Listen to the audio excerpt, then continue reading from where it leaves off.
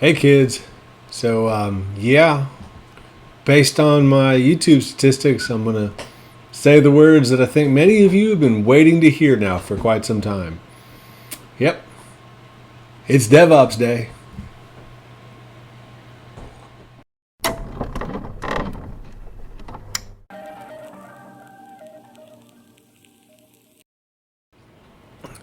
Hey kids, all right, so today we are, like I said, back on DevOps. And so this will be the first of probably a series of 2 videos on the second round of our DevOps series. Today we're going to be focused on environment variables, but what we're leading up to isn't just environment variables, but it's going to be editing our pipeline and getting it in a place where we can have our test and our production apps update the data sources for test and production sources. So we're going to have a true pipeline now where we don't have to go and edit our production version and update those data sources, or worst case, having to edit the production data in our test environment.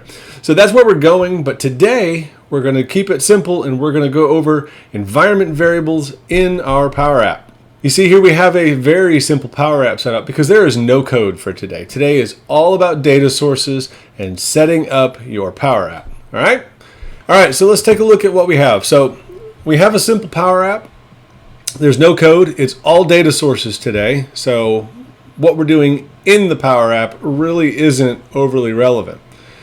But we want to go ahead and get ourselves prepped. So the first thing you're going to have to do, up in settings, you see now that we have the new interface. I don't know what version we're on, but for those of you doing this, you've probably seen it already.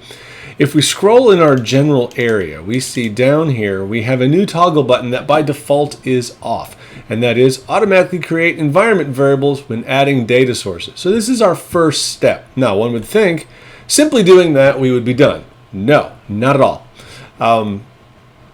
There's a couple things we need to go over here, but the first thing is this last word, solutions. This only works for a Power App that is in a solution. So that was kind of step 1 for me. It was trying to figure out, well, how am I getting an environment variable set in my Power App? Well, it turns out I wasn't, because I hadn't had my apps in solutions. I was kind of testing with things, one piece at a time. So that's step 1. So we do that, and let's just go ahead. This seems a bit much, but what I do, I hate to say it, I overkill it. It's early. I want to save stuff. I'm going to publish things. I want Power Apps to get itself in order. So we're going to kind of do the save and publish a lot here. All right. So we have this. We are good. And what we can do now is we're going to close this, and we're going to go ahead and just set up a solution now. So as our app closes, there we go. We go down to solutions, and if you follow along with previous videos, you've known that we have put together solutions as the container for our pipeline. And we're going to do a new one. We're going to call this variables. Yeah, that seems to work. We'll pick our default publisher and we will create. And once we have our solution, we're going to go ahead and get our app in it, just to go ahead and get this set up. So we have this. We are going to add an existing Canvas app. That's what we just built. Of course, don't have it in Dataverse yet. And there it is. So we will add. All right, so step 1 is complete. We go back. We're going to go to our app now, and we're going to go back and re-edit it. And now the process of setting up an environment variable is, of course, not a single step. You're going to have to do a little bit of adding and removing and saving and back and forth. The initials are kind of annoying, I have to admit. But why make it easy? So that's why I'm making a video. All right, so we're back in our app, and the first thing we're going to do is we're going to add a data source, since that's kind of what we're aiming at, and we're going to add it normally. So I am going to go to SharePoint, and the data list I am adding right now, I have made two, and one for this video and then one when we do the pipeline, where I have similarly exactly the same structure of a list. In this case, I'm just using the title column, but the data will be different, so we'll be able to see it as it transitions. But you can see here, this is as simple gets in our data. So I'm going to add. All right, we're going to pick our site. We're going to come down to our test list. We're going to connect that. Notice we are making new environment variables. Yay. We hit save. All right, and we have our list. But this is not yet the environment variable version of it. It created one, yes, but this is just a standard list connection. So what I have found to be best, just go ahead and just make a version. Not happy with the extra step, but you know what? It is what it is. I'm going to close it. I'm going to reopen it, and then you'll see where we're going to be able to add this list back. So we go back and we edit.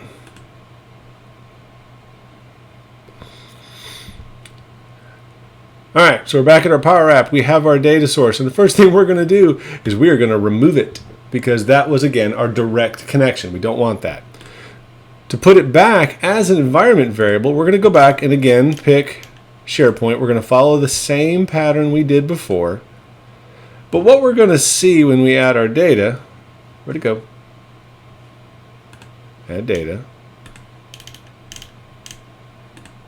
SharePoint, SharePoint. There we go. What we see now is an advanced tab, things we've not seen in the past. And what that houses is our environment variables. So we see here, we have the site. So environment variable list connections are kind of broken up into three parts. And we're going to see how this works and what it means when we do our next video about the pipeline. But essentially it has three parts. You have the list of the site and the user. And we see here we're picking our Power Apps test data.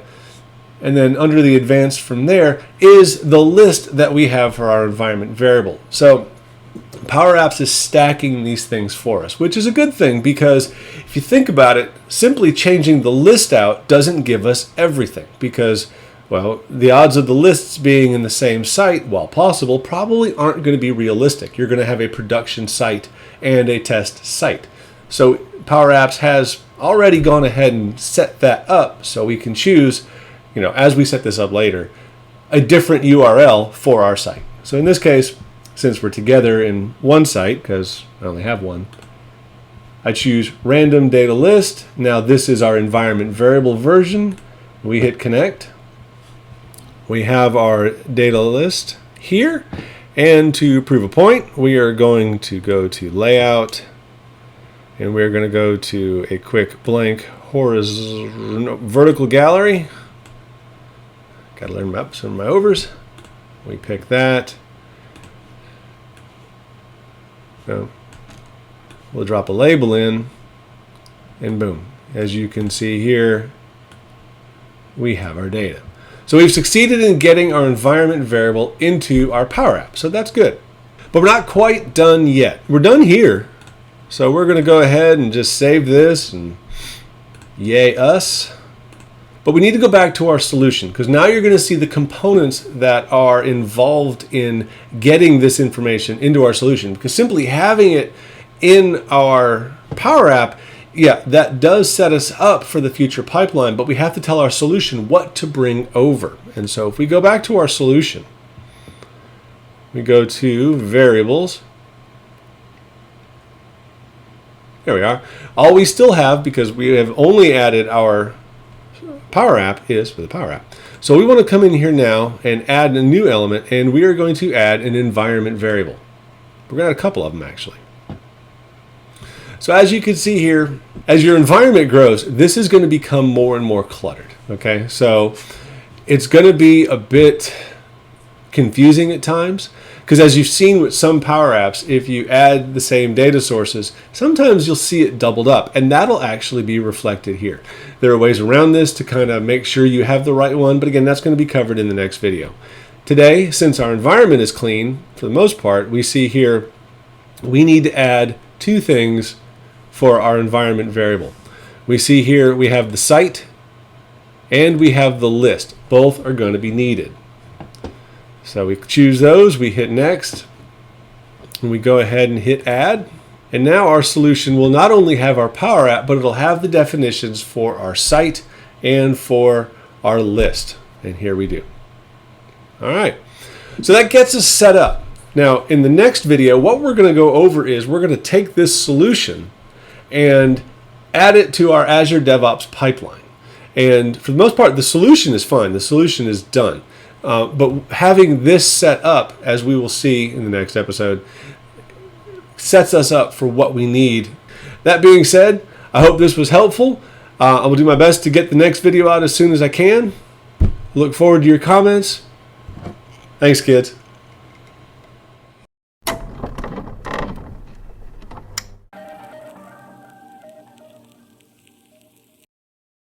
To say that this video is sponsored by the dent in my desk from me beating my head against it is a bit of an understatement. But we got it working.